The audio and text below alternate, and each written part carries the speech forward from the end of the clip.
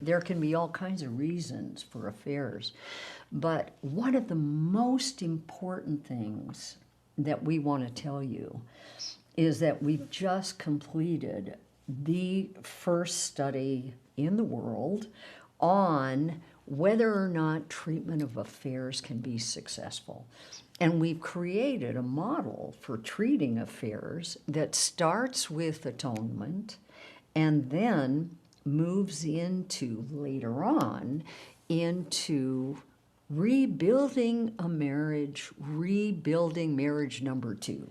You know that marriage number 1 has imploded, it's gone. But marriage number 2 is still possible to build. But the issue is that you've got to start with atonement. That's a very difficult stage to go through, where the hurt person is really describing their feelings about what happened without contempt, without criticism, but just saying things like, oh my God, my whole world has just exploded, I feel destroyed, etc.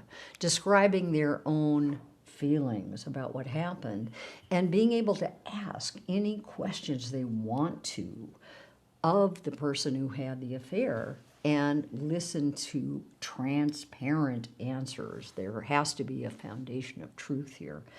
Most of the time, this cannot be done without a therapist being there. It's the therapist's job to not sit in the pulpit and judge, but instead to really take support seriously of each person sitting in the room. Then you can really rebuild that relationship in stage 2 after atonement, which may take a while. It can take months for that to really feel complete, or at least complete for the moment. And then talking about how to change the relationship so there's more connection, right? Mm-hmm. And build more tools into the relationship to sustain friendship, to sustain conflict management that's calm and constructive and can really be helpful for the relationship. And then working on stage 3, which is attachment.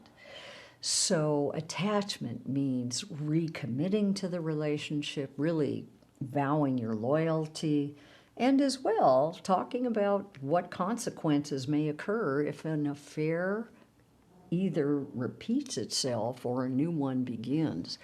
So it's a long process, but recovery can work. We found, 75%, 80% of the couples who went through treatment for affairs were successful, even at a year-long follow-up. So you don't have to give up hope, right? However, there are exceptions. You want to talk about those? When there's no remorse. When there's no remorse, exactly. When the partner blames you entirely for the affair. If you hadn't have done this or said that, I would never have had this affair. The affair is totally 100% the responsibility of the person who decided to have the affair, right, in dealing with the feelings they were having. And that is their responsibility, not yours. That decision to have an affair, right? Right. So if they have no remorse for that, they don't want to make any changes, they only want you to change, they're not going to change, and that position is sustained over a long period of time, then it may be time to break up. The other thing, though, is that oftentimes the person who's had the affair, if they've got a conscience in there, may feel so much shame and so much guilt about it that their first reactions to you confronting them about the affair might be defensiveness, might be, well, it's your fault, your fault, your fault, or so what, get over it. But that needs to eventually shift into owning responsibility. And if that shift doesn't take place, if they sustain that position of your fault, okay, then it's time to leave, yeah? Yeah. Would you agree? Well, I think so. And I wanted to also say that we didn't do the first study on treating affairs. We did the first study that had a control group.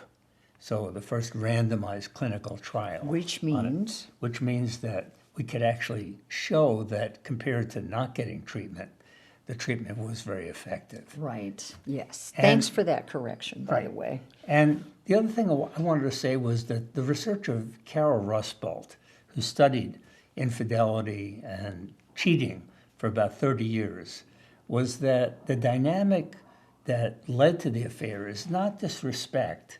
It's really the avoidance of conflict that underlies the affair, that predisposes the relationship to have an affair. Rather than confronting your partner if you're unhappy with something, your partner is doing, or some state of affair, some state that the relationship is that's making you unhappy, instead of giving voice to that, complaining to somebody else about your partner, rather than talking to your partner about it. And after a fight, really thinking you can do better than this relationship. And that kind of thinking is what leads to affairs. And as Julie pointed out, loneliness, which really results from that kind of avoidance of conflict. Right. So you don't have to give up. That's the point. Right. You may be suffering, as almost everybody is, when they've experienced their partner having an affair. You may be experiencing post-traumatic stress disorder. Right. Because your whole world has blown up. It's just like stepping on an IED and your body getting destroyed. Well, your whole world has been destroyed by your partner having an affair. Right. You don't know who they are anymore. You thought you shared the same values. Well, turns out you don't. You thought you were dreaming together of a future. Well, turns out you weren't.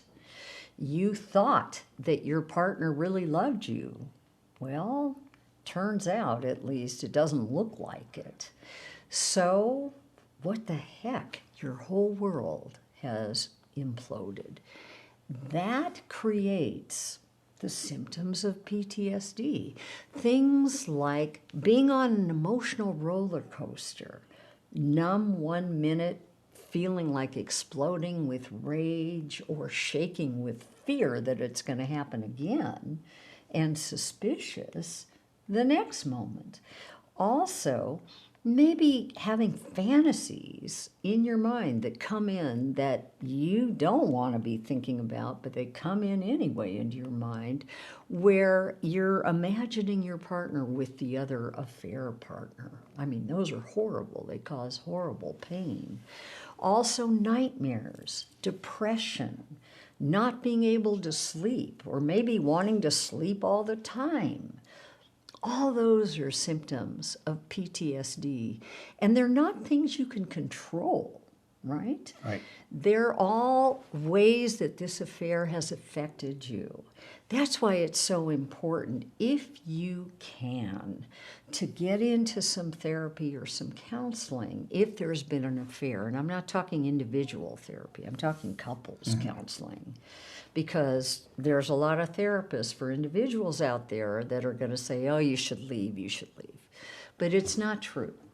So, at least not necessarily true. So, getting some couples counseling support is really helpful, where your partner, who's perhaps had the affair, is learning about post-traumatic stress disorder.